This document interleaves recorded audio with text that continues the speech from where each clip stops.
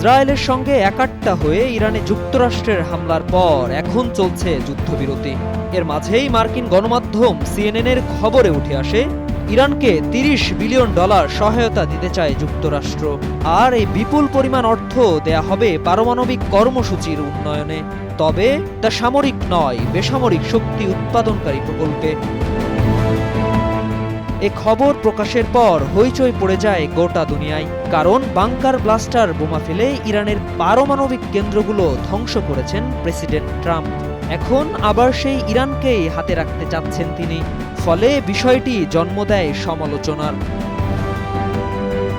এমন বাস্তবতায় মুখ খুলেছেন ট্রাম্প। সিএনএনের ওই $30 বিলিয়ন দেওয়ার খবর ভুয়া এবং প্রতারণা বলে উড়িয়ে দিয়েছেন তিনি।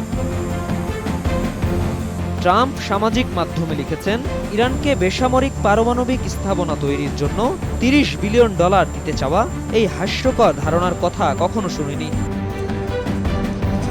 ইরানের পারমাণবিক কর্মসূচির বিষয়ে কূটনৈতিক সমাধান খুঁজে বের করার লক্ষ্যে পরোক্ষ আলোচনা করছে যুক্তরাষ্ট্র। তেহরানের দাবি তাদের কর্মসূচি শান্তিপূর্ণ, আর ওয়াশিংটন বলছে কোনোভাবেই ইরানকে পারমাণবিক অস্ত্রে সমৃদ্ধ হতে দেয়া হবে না। আর এ কারণেই গত 22 জুন ইরানের 3টি পারমাণবিক স্থাপনায় হামলা চালাতে বোমারু বিমান পাঠায় ট্রাম্প। শাহানুর ইসলাম, স্টার নিউজ।